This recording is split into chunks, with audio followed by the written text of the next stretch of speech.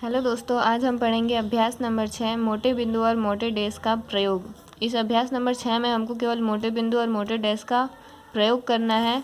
संकेत लिपि में यहाँ पे ये सब वर्ड लिखे हुए हैं, व्यंजन सारे, इनको हमें हिंदी में ट्रांसलेट करना है।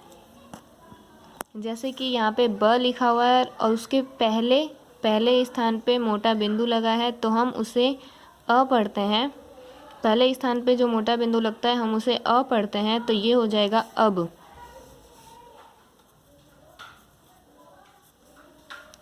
दूसरा ब लिखा हुआ है और उसके बाद में दूसरे स्थान पे मोटा बिंदी लगा है, तो उसे हम ए पढ़ते हैं, तो ये हो जाएगा बे।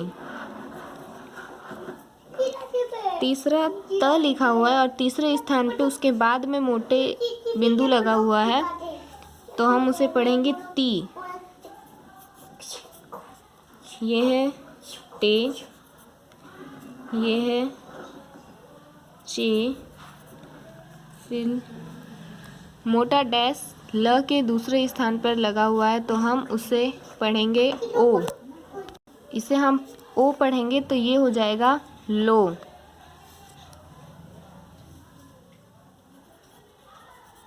र के बाद में तीसरे स्थान पे मोटा बिंदु है, तो हम उसे पढ़ेंगे री। म के दूसरे स्थान पे है तो में। न के पहले स्थान पर डैश है, तो हम उसे पढ़ेंगे आ। ये हो जाएगा माँ।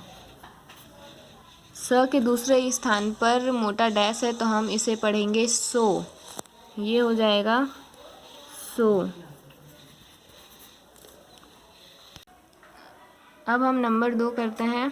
नंबर 2 में ब लिखा हुआ है और उसके दूसरे स्थान पर बाद में मोटा बिंदु है, तो उसे हम बे पढ़ेंगे। फिर ब के पहले स्थान पे बाद में मोटा डैश है, तो इसे हम बा पढ़ेंगे। ये है डा, ये है जी, ये है अत, ये है दी, ये है एक, ये है एग, फिर है डो, फिर है आस। अब हम देखते हैं 3 नंबर। ये हो गया ये हो गया एज, ये हो जाएगा ईक, ये हो जाएगा जी। अब हो जाएगा अथ, फिर है नो, फिर है ओम, फिर है आव, आय।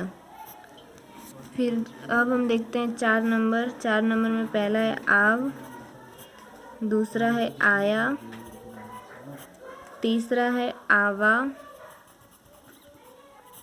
चौथा है यो, फिर है हा, फिर है ही।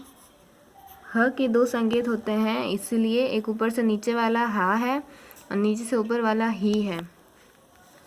र के 2 संकेत होते हैं, ये र का दूसरा संकेत है, तो ये हो जाएगा आर। फिर है री, फिर है ला। अब हम देखते हैं नंबर 5।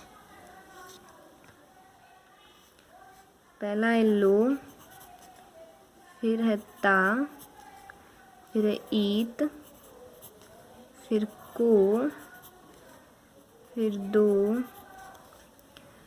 फिर है ईप, फिर है ईट, फिर है ओस, फिर है जू।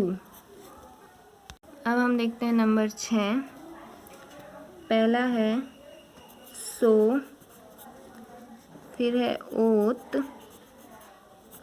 फिर है तो, फिर है अत, फिर है ईस, फिर है गी, फिर है फी, फिर है थो। दोस्तों ये हमारा अभ्यास नंबर 6 कंप्लीट हुआ।